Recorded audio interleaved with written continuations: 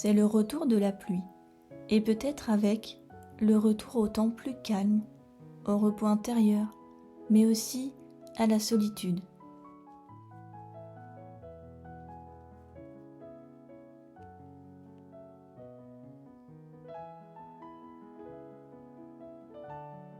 Et pour y faire face, il n'y a pas de solution toute faite qui marcherait pour tout le monde, car on est tous des êtres uniques.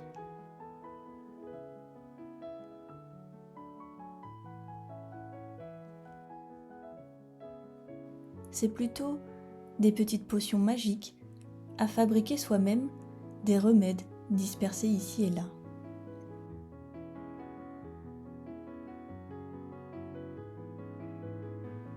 Comme beaucoup d'entre vous, sûrement, pendant le confinement, j'ai fait face à une grande solitude.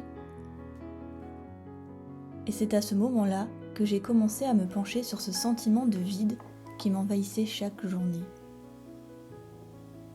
Comme un ennui, un manque, comme si je n'étais pas complète.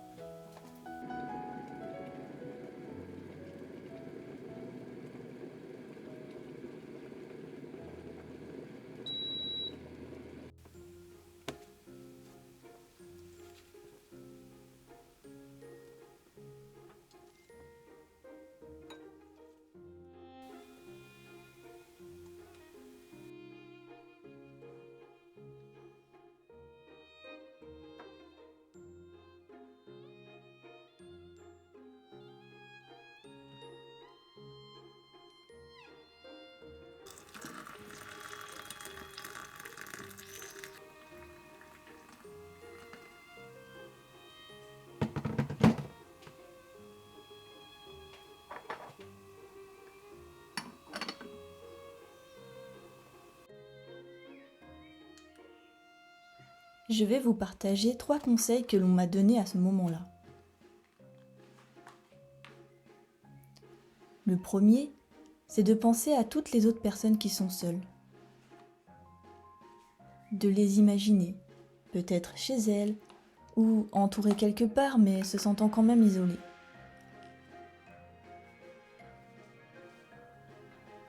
Cela fait naître un sentiment de compassion pour tous ces autres êtres sur Terre qui en ce moment même vivent exactement la même chose. Et une sensation de groupe, d'unité, de finalement on n'est pas seul dans la solitude car on est plusieurs à être seuls, peut se diffuser dans notre cœur. Et puis, avec cette compassion, on peut aller plus loin. On peut prendre tout l'amour qui commence à nous réchauffer dans la poitrine et l'envoyer à ces personnes, comme une prière, comme une bonne pensée, un « je pense à toi, moi aussi je ressens ça ». Parce qu'on est tous connectés, qu'on y croit ou non, nos intentions voyagent bien au-delà de ce que l'on voit.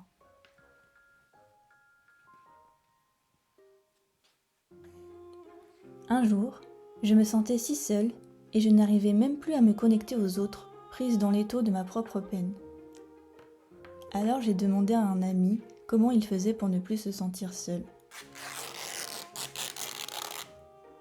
Et il m'a répondu « Mais je ne suis jamais seule, la nature est partout autour de moi. » Que ce soit une fleur dans un pot, un arbre sur mon chemin, ou le papillon qui se pose sur mon bras, l'oiseau qui vole au-dessus de ma tête, ou même le chien du voisin qui aboie.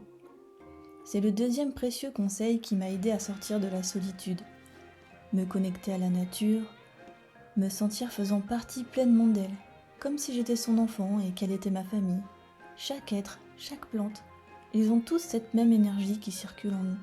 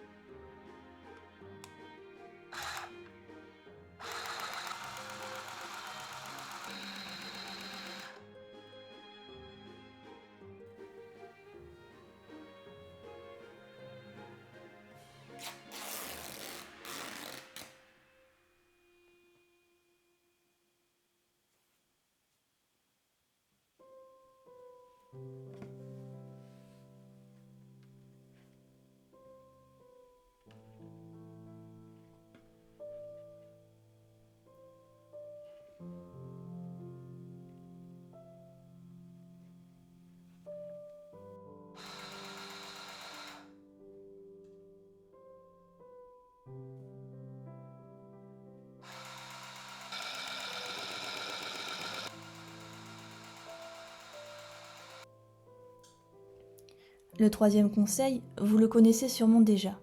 Plusieurs sages me l'ont soufflé maintes fois.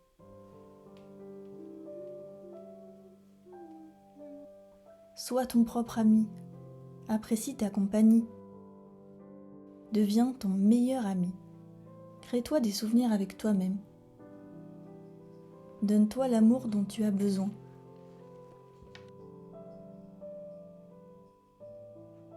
Ce conseil-là, j'ai eu du mal à l'appliquer. J'ai dû traverser toutes les étapes d'une relation. La rencontre, la découverte, la peur, le rejet, l'acceptation et l'amour.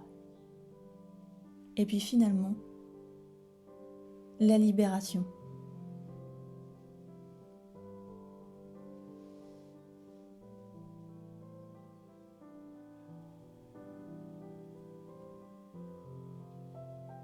Je vous laisse avec un poème que j'ai écrit sur cette rencontre.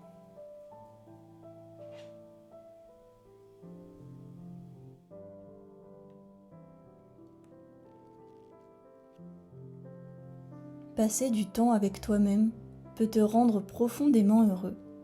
Au début, ça te fait peur, parce que tu es étranger à toi-même, et puis tu as du mal à ressentir de l'amour pour ce mystérieux inconnu. Mais petit à petit, tu te découvres. Tu apprends à aimer les moments que tu passes avec cette personne qui devient une amie sincère sur qui tu peux te reposer. Tu te libères d'aller chercher ailleurs ce que tu ne peux trouver qu'en toi.